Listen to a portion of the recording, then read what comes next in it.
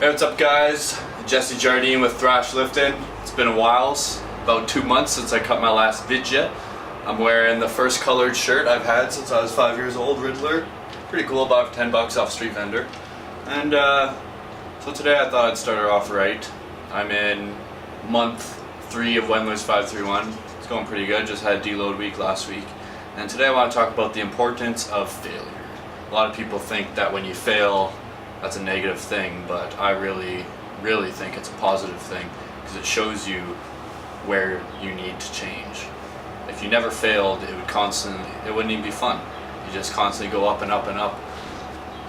Nothing in life is a straight shoot. There's always going to be something that comes in. So today I was doing squats and I had 200 for 5 programmed in, and I missed it. I missed it on the 5th rep, as I will show after this. And at first I was really pissed off, and then pretty much immediately after I decided to reframe it as a positive, that it just gives me more reason to work on my squat. So yeah. Alright, so here we are, warm-up squats. Pretty good form. I was thinking on this day I might have warmed up a little bit too long.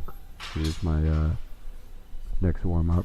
But I had like a good half hour of like foam rolling and mobility and dynamic stretching, jump rope.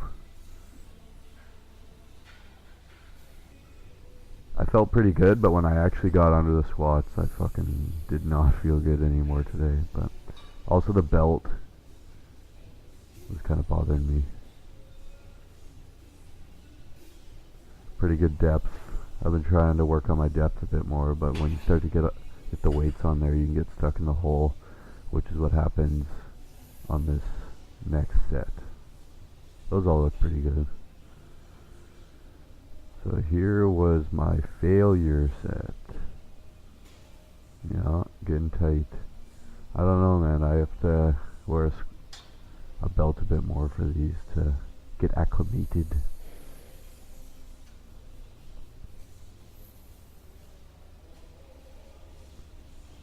The first one looked pretty good. And that's about when the form starts to break down, right there. My hips didn't push through. That one I stopped going as low. And that one was pretty horrible too.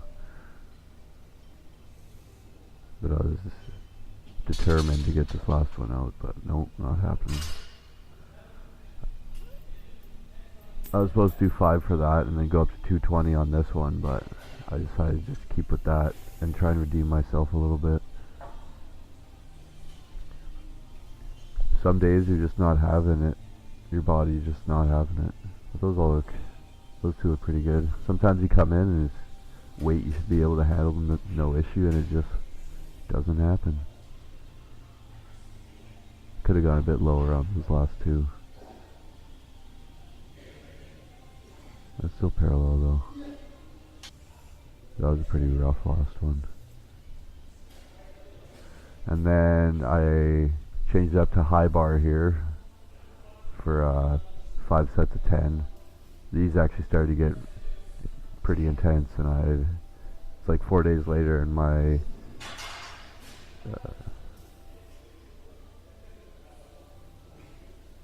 yeah, it's like 4 days later my quads are still like exploding from these.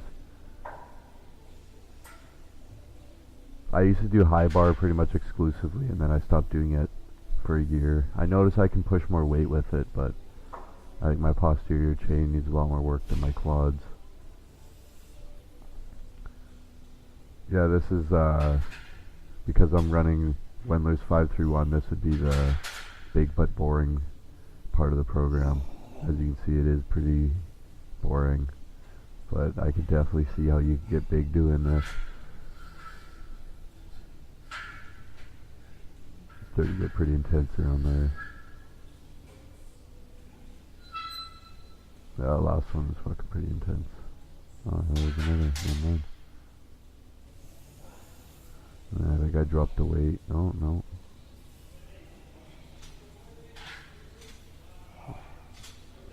Yeah, I pretty much did these squats this day, and then I was gonna do something else, but I just went home. Just like stretched and went home. It was good enough.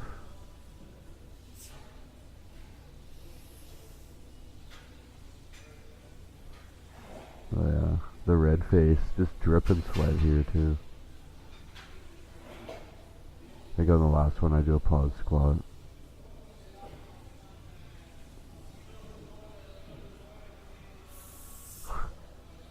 Not on purpose. That last one was intense. And then I dropped the weight down a bit. Try to stay really controlled in this one. Work within the rep range. Trying to lock out at the top. Just getting some pumping going in my quads.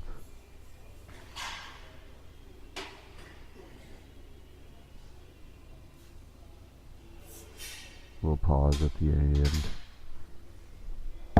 My last set with extremely bad camera angle. Now that I'm looking at this, I should probably be looking at where the mirror meets the floor instead of looking myself in the face. Probably kind of hard on my neck. It looks kind of awkward from the side as well, but what can you do now? Nothing. That's what, nothing.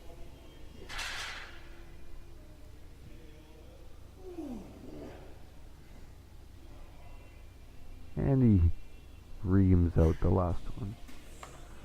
So this was a couple days before on a benching day. I think that's